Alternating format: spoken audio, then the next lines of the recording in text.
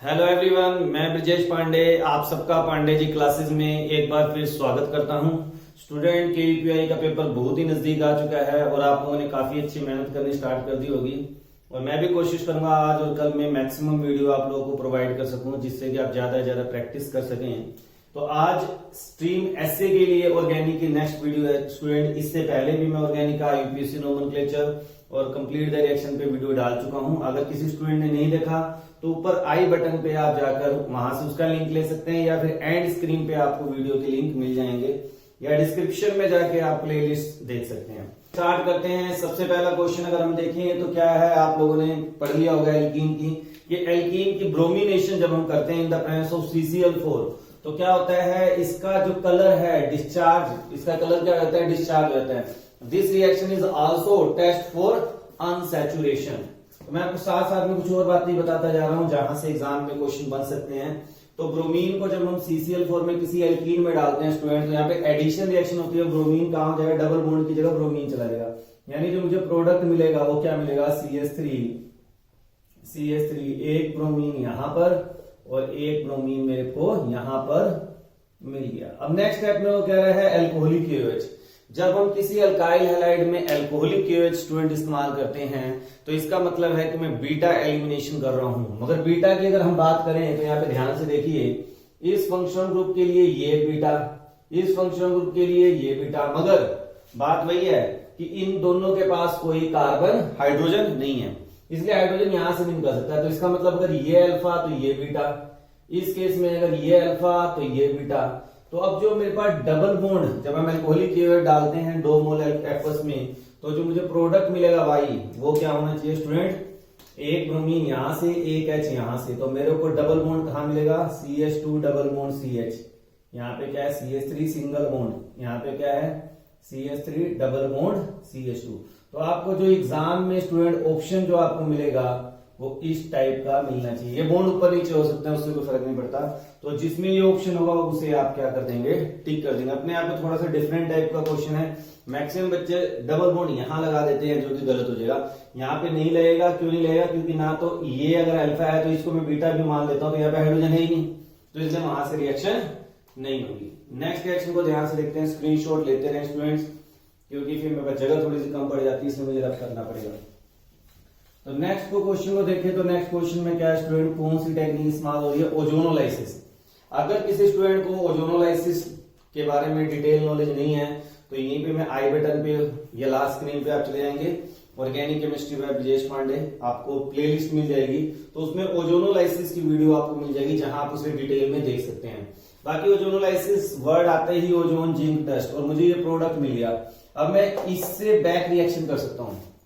हमेशा ध्यान रखना स्टूडेंट, जब भी इस टाइप का क्वेश्चन है मुझे अब y निकालना है तो मैंने टेक्निक सिखाई थी कि अगर मुझे पास प्रोडक्ट पता है और मुझे y निकालना है, यानी कि अब एक ही प्रोडक्ट बन रहा है, इसका मतलब इसके 2 मॉलिक्यूल हैं। अब मैं इसे क्या करूंगा स्टूडेंट, ऐसे लिख दूंगा। ये टेक्निक सीख लीजिए, CH3 यहाँ पे CH2 आएगा, CH2 C double bond OH। तो अगर 2 प्रोडक्ट मिल रहे हैं तो दोनों को, अगर 2 जैसे सेम है, 2 डिफरेंट भी आ सकते हैं, डिफरेंट आए कोई बात नहीं, दोनों की डबल बॉन्ड O को C डबल बॉन्ड O पे एक साइड पे आप रख लेंगे। और उसके बाद मैंने क्या टेक्निक आपको सिखा रखी है स्टूडेंट, ध्यान से देखिए, यहां से दोनों डबल बॉन्ड हट जाएंगे और यहाँ पे कार्बन और कार्बन के बीच में डबल बॉन्ड आ जाएगा, यानी जो मेरा Y है वो क्या है student, CH3 CH2 CH double bond C H single bond CH2 CH3, ये मेरा Y है। अब दिक्कत ये है उसने क्वेश्चन Y नहीं पूछा, वो कह रहा है X क्या है बताओ। अब X बताना थोड़ा सा डिफिकल्ट हो जाता है, क्यों हो जाता है वो देखिए कैसे बताएंगे। अब वो क्या कर रहा है, जिंक डस्ट। अब जिंक डस्ट का इस्तेमाल करके अगर वो एल्कीन बना रहा है स्टूडेंट, तो जिंक डस्ट का इस्तेमाल करके हम एल्कीन कब बना सकते हैं, पहली बात में या तो मेरे पास विसिनल डाइहैलाइड होना चाहिए या जैम डाइहैलाइड होना चाहिए। अब आप में से कई स्टूडेंट कहेंगे सर ये विसिनल और जैम क्या है बेटा, तो विसिनल का मतलब होता है 1 2 2 3, जैसे कि मान लीजिए मैं ये कह रहा हूं CH3 CH Br CH single bond Br CH3। अब मान लो ये है तो ये बेटा विसिनल है, विस पोजीशन बोलेंगे इसे, विसिनल डाइब्रोमाइड है। इसमें अगर मैं जिंक डस्ट डालता हूं तो मुझे प्रोडक्ट क्या मिल जाएगा, CH3 CH double bond CH single bond CH3। तो ये इसी तरह हमें यहाँ पे देखना पड़ेगा कि विसिनल डाइहैलाइड कौन सा है। तो कहाँ कहाँ पे है देखिए स्टूडेंट, एक तो ये रहा, एक ये रहा, एक जो और है यहाँ पे, एक ये रहा, एक ये रहा, मेरे पास दो ही है। यहाँ पे डबल बॉन्ड आ गया इसलिए ये नहीं होगा, क्योंकि ट्रिपल बॉन्ड की ओजोनोलाइसिस नहीं हो रही है। यहाँ पे बहुत ज्यादा अपार्ट हो, ये भी नहीं हो सकता। मेरे पास ऑप्शन बचा सी और डी। एक्स में क्या हो सकता है, सी हो सकता है या डी हो सकता है। मगर अगर मैं यहाँ पे इन दोनों को ब्रोमीन हटाकर यहाँ डबल बॉन्ड करता हूँ, सपोज करिए, लोग कर लेते हैं, करके पता चलेगा इसका ब्रोमीन चला गया, यहाँ से ये ब्रोमीन चला गया, यहाँ डबल बॉन्ड बन गया। अब इसकी अगर मैं ओजोनोलाइसिस करूंगा स्टूडेंट, तो मुझे क्या मिलेगा, 1 2 3 4 ब्यूटेन नल्डिहाइड और इथेनल्डिहाइड, जो कि मेरा प्रोडक्ट नहीं है। अब यहाँ पे बात करें अगर इसका ब्रोमीन और यहाँ से ब्रोमीन अगर जिंक 10 से जाता है और डबल बॉन्ड की इंट्रोड्यूस करूंगा तो कहाँ होगा, यहाँ पे होगा। और अगर मैं इसकी ओजोनोलाइसिस करता हूं तो यहाँ कितने कार्बन है, 1 2 3, इधर कितने, 1 2 3, यानी 3 मॉलिक्यूल का एल्डिहाइड कौन सा बनेगा, प्रोपेनल्डिहाइड। तो इसलिए मेरा ऑप्शन सी जो था स्टूडेंट, स्टार्टिंग में ब्रोमीन लगा रखा था, वो आपका आंसर होगा। तो आपको काफी लॉजिकली बातें आपको समझनी पड़ेंगी, ये नहीं कि मुझे रिएक्शन आती है तो हो जाएगा, आपको सारे एक्सपेक्ट के बारे में सोचना पड़ेगा। और ये प्रैक्टिस जो मैं आपको करा रहा हूं, इससे आपको काफी हेल्प मिलने वाली है, ऐसा मुझे लगता है। नेक्स्ट हम बात करते हैं स्टूडेंट, स्क्रीनशॉट लेना चाहे ले। अब नेक्स्ट देखते हैं स्टूडेंट, नेक्स्ट क्या हो सकता है। हमें कहीं ना कहीं कोई भी क्वेश्चन जब कॉम्पिटेटिव आता है स्टूडेंट, कुछ क्लू दिए होते हैं, उस क्लू को पकड़ना होता है। जैसे कि अभी यहाँ पे हमें दे दिया इथेनॉल को एल्केलाइन KMnO4 के साथ रिएक्शन किया, आ गया ए, और ए में अल्कोहल डाल दिया, स्वीट स्मेलिंग कंपाउंड। इसको देखते ही मेरे माइंड में आंसर आ गया। और ये ऐसे ही क्वेश्चन पीछे वीडियो में भी आ चुका है, मैं कहते स्ट्रीम SB और SX के लिए। जब भी स्वीट स्मेलिंग कंपाउंड आ जाए तो इसका मतलब एस्टर बनेगा। क्या बनेगा, एस्टर। और एस्टर याद रखना कब बनता है, जब कार्बोक्सिलिक एसिड और अल्कोहल आपस में मिलते हैं तो एस्टर बनता है। अल्कोहल तो मिथेनॉल मेरे पास है, इसका मतलब यहाँ पे ए क्या होगा, कार्बोक्सिलिक एसिड। तो दो कार्बन को जब मैं एल्केलाइन KMnO4 के साथ ऑक्सीडेशन करते हैं स्टूडेंट, तो मुझे क्या मिल जाएगा, एसिटिक एसिड। क्या मिल जाएगा, एसिटिक एसिड। और एसिटिक एसिड की मिथेनॉल के साथ रिएक्शन करोगे तो CH3 C double bond OO CH3 methyl acetate और प्लस वाटर मिल जाएगा। That is called esterification reaction. तो आपको यहाँ पे एक पॉइंट और समझने वाला है कि मुझे बुक से एस्टेरिफिकेशन रिएक्शन को याद करना पड़ेगा। तो ये आप अच्छी तरह याद कर लें। और अगर किसी स्टूडेंट को कोई पर्टिकुलर नेम रिएक्शन नहीं मिलती तो नेमिंग रिएक्शन के ऊपर भी मैंने स्टूडेंट वीडियो बना रखी, वहां जाकर पर्टिकुलर नेम रिएक्शंस याद कर सकते हैं। तो नेक्स्ट हम बात करते हैं स्टूडेंट। तो नेक्स्ट क्या है हमारा, इस क्वेश्चन में बहुत यानी कि है तो स्ट्रीम एसए के लिए, बट ये जो लेवल है वो थोड़ा सा हाई है, +2 लेवल में चला जाता है। यहाँ पे विलियमसन सिंथेसिस का इस्तेमाल हो रहा है स्टूडेंट। तो अगर हम बात करें यहाँ पे, तो ये टर्शरी कार्बन है। ये क्या है, टर्शरी कार्बन। टर्शरी कार्बन क्या होता है, एक कार्बन अगर 3 कार्बन से घिरा हो तो उसे हम टर्शरी कार्बन बोलते हैं, 2 से घिरा हो सेकेंडरी और 1 से घिरा हो तो प्राइमरी कार्बन बोलते हैं। हम बात करें यहाँ पे मेरे पास टर्शरी कंपाउंड है, tertiary alkyl hydride SN1 type reaction को क्या करते हैं, फेवर करते हैं। और SN1 टाइप रिएक्शन की अगर बात करें तो यहाँ पे जो हमारा न्यूक्लियोफाइल काम करेगा स्टूडेंट, वो करेगा CH3 CH2O नेगेटिव, यानी इथोक्साइड आयन, और H पॉजिटिव आपको रहेगा। तो यहाँ पे इथोक्साइड आयन ब्रोमीन को क्या कर देगा, रिप्लेस कर देगा। और हमें जो प्रोडक्ट मिलेगा स्टूडेंट, वो क्या मिलेगा, ईथर मिलेगा। क्या मिलेगा, ईथर। तो ये इसका क्या हो गया, स्ट्रक्चर बन गया। तो इसका नोमेनक्लेचर करना चाहें तो क्या होगा student, ethoxy methyl, ethoxy 1 2 3 2 ethoxy 2 methyl propane, मुझे प्रोडक्ट मिल गया। और अगर इसी की अगर मैं रिएक्शन कर रहा हूं CH3 CH2O, मैक्सिमम बच्चे क्या करते हैं, इसका Na और इसका Br निकाल के यही प्रोडक्ट बना देते हैं। उसमें एक ऑप्शन ये भी दे रखा है क्या दोनों प्रोडक्ट यही बनेंगे, नहीं। मगर याद रखना स्टूडेंट, विलियमसन सिंथेसिस में अगर टर्शरी अल्काइल हैलाइड आ जाता है तो सब्स्टिट्यूशन की जगह एलिमिनेशन रिएक्शन हो जाता है। तो यहाँ पे स्टूडेंट क्या हो जाएगा, क्योंकि इथेनॉल भी रखा है तो एलिमिनेशन हो जाएगा। और एलिमिनेशन होने की वजह से हमें एल्कीन मिलेगी। आप कहीं से भी तो हमें क्या मिल जाएगा स्टूडेंट, ये प्रोडक्ट मिल जाएगा। अब मैं थोड़ा सा मैकेनिज्म समझाता हूँ ताकि आपको क्लियर हो जाए कि ये एक्चुअल में बन कैसे रहा है। तो इसको हम खोल देते हैं स्टूडेंट थोड़ा सा। बीटा कोई भी ले सकते हो आप, जैसे कि आप जो डबल बॉन्ड आपका है यहाँ पे जो ब्रोमीन है, जैसे कि आप इसके ये अल्फा, तो ये बीटा, ये भी बीटा, ये भी बीटा, किसी को भी ले सकते हैं आप। अब जब हम इसकी रिएक्शन किसके साथ करते हैं, सोडियम इथोक्साइड के साथ, तो ये स्ट्रोंगर बेस है, तो ये क्या करता है H पॉजिटिव आयन को रिप्लेस करता है। यहां से ये क्या डबल बॉन्ड और यहां से ब्रोमीन भैया जी बाहर, और मुझे प्रोडक्ट मिल गया CH3 CH double bond CH2 और C के साथ क्या है फिर मिथाइल, और साथ में हमें क्या मिल जाता है इथेनॉल, और Br और यहाँ पे सोडियम है NaBr भी साइड में निकल जाता है। मगर जो आपको मेन प्रोडक्ट लिखने हैं वो ये लिखने हैं, एक ये और एक ये। तो जिन ऑप्शन में आपको ये दोनों प्रोडक्ट दिए हो उसको आप क्या कर देंगे स्टूडेंट, टिक कर देंगे। नेक्स्ट क्वेश्चन देखते हैं, बड़े ध्यान से देखिए और एक ही चीज को बड़े ध्यान से समझना स्टूडेंट, लॉजिक बातें सीखनी है कि एक्चुअल में हो क्या रहा है। नेक्स्ट क्वेश्चन है बेंजीन डाइजोनियम क्लोराइड, ये भी आपका थोड़ा सा लेवल बढ़ अप है। बेंजीन डाइजोनियम क्लोराइड का इस्तेमाल जनरली हम +2 में करते हैं, मगर आपको यहाँ पे मेमोराइजेशन करनी पड़ेगी कुछ पार्ट।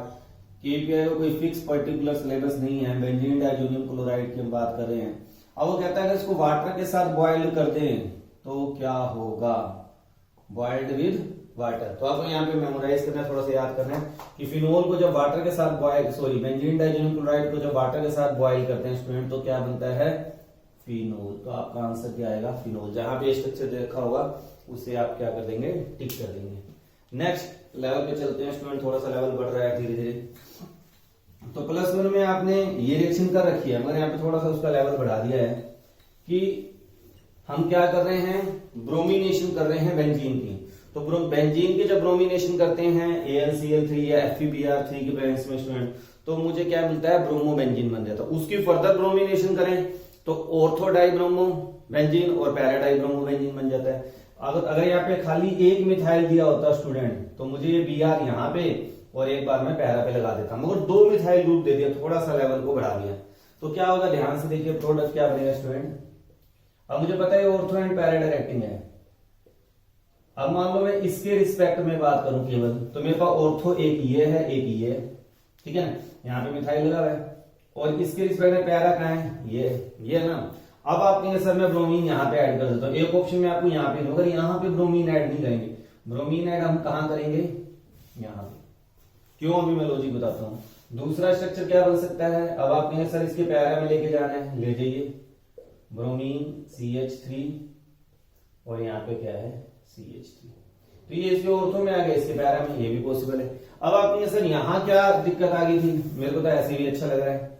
आप कह रहे सर ऐसा बनेगा नहीं, मान लो यहाँ मिथाइल है यहाँ मिथाइल है, आप कहेंगे सर ये ऑर्थो है यहाँ डाल दो Br, यहाँ पे Br को यहाँ डाल दो, क्या दिक्कत है। मगर यहाँ पे क्या हो जाएगा स्टीरिक हिंड्रेंस बढ़ जाएगी। तो हम जो प्रोडक्ट बनाते हैं वो याद रखना देखना पड़ेगा आपको कि स्टेबल भी होना चाहिए। तो इसलिए मेरे 2 प्रोडक्ट कौन से बनेंगे स्टूडेंट, ये बनेंगे। क्वेश्चन को देखते हैं सेवेंथ, इसमें थोड़ा सा आपको चेंज करना पड़ेगा क्योंकि जो कीटोन है वो मोनोहाइड्रिक अल्कोहल के साथ रिएक्शन नहीं करता, गलती से मैंने उतार लिया होगा। यहाँ पे H आएगा, ये एसिटल्डिहाइड आएगा। एसिटल्डिहाइड जब इथेनॉल के साथ रिएक्शन करता है स्टूडेंट तो क्या बना देता है एसिटल। अगर एक मोलिक्यूल दिया होता, अगर एक्सेस वर्ड नहीं दिया होता तो हेमी एसिटल बनता है, और अगर 2 मोलिक्यूल आ जाते हैं तो एसिटल बन जाता है। तो प्रोडक्ट बन जाएगा CH3CHO। अब कौन सा दिया हुआ है, इथेनॉल दिया हुआ है, CH3CH2OH। यहाँ मिथेनॉल भी दिया हो सकता है, मिथेनॉल होगा तो CH3OH होगा। तो हमें यहाँ पे जो O के साथ लगाना वो ये देखना है कि हमें दिया क्या है। जैसे यहाँ पे इथेनॉल है तो इथाइल ग्रुप आ गया, और यहाँ पे भी क्या आ जाएगा OCH2CH3, और इसको हम स्टूडेंट क्या बोलते हैं एसिटल। क्या बोलते हैं एसिटल। कीटोन मैंने जब इसलिए किया, कीटोन क्या है मोनोहाइड्रिक अल्कोहल के साथ रिएक्शन नहीं करता, मगर अगर एसीटोन दिया हो और मुझे डाइहाइड्रिक अल्कोहल गिवन हो, जैसे एसीटोन है और अगर मुझे डाइहाइड्रिक अल्कोहल गिवन हो तो ये साइक्लिक कीटल जरूर बनाता है, साइक्लिक एसिटल एल्डिहाइड बनाता है। मगर यहाँ पे अगर रिएक्शन होती है तो ये रिएक्शन कुछ इस तरह से होती है, और ये क्या बनाता है यहाँ पे साइक्लिक एसिटल। ये ध्यान रखना, आपको ये क्वेश्चन भी पूछा जा सकता है। थोड़ा सा लेवल अप है मगर करना तो पड़ेगा स्टूडेंट, साइक्लिक एसिटल, ठीक है। सॉरी, कीटोन के साथ बन रहा है साइक्लिक कीटल, ठीक है। तो ये आपको ध्यान रखना पड़ेगा, यहाँ पे एसिटल बन गया, अब यहाँ पे कीटल, ठीक है। अब नेक्स्ट बात करते हैं, नेक्स्ट रिएक्शन क्या है। अगर आपको पता हो वुर्च रिएक्शन आपने +1 में पढ़ी है कि अल्काइल हैलाइड को जब सोडियम मेटल के साथ जो है 2 सेम लेते हैं तो हमें एल्केन मिल जाता है और 2Na बाहर निकल जाता है, वुर्च रिएक्शन है।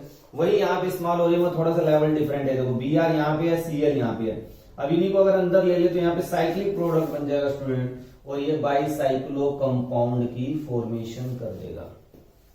यहाँ बॉन्ड किसके किसके बीच में बनेगा, इसके और इसके बीच में। अलग से कोई मैं अलग से कंपाउंड नहीं लूंगा क्योंकि दो हेलोजन ग्रुप मेरे पास हैं, ठीक है। तो यहाँ एक बॉन्ड की क्या हो जाएगी फॉर्मेशन। थोड़ा सा हट के क्वेश्चन है। नेक्स्ट थोड़ा सा लेवल और बढ़ रहा है। मैंने कहा स्टूडेंट जैसे जैसे हम और ज्यादा क्वेश्चन करते रहेंगे लेवल आपको अच्छा मिलता जाएगा, मगर ये प्रैक्टिस आपको करनी पड़ेगी क्योंकि केवीपीआई कोई सिंपल एग्जाम नहीं है, आपको एक थोड़ी सी तैयारी जबरदस्त करनी पड़ेगी। फिर ओजोनोलाइसिस के ऊपर क्वेश्चन है स्टूडेंट। ओजोन दिख गया मुझे, अब मुझे इसको देखते ही प्रोडक्ट पता चल गया C4H8 क्या हो सकता है। कैसे, अभी मैंने आपको स्टार्टिंग में ही वीडियो में समझाया था।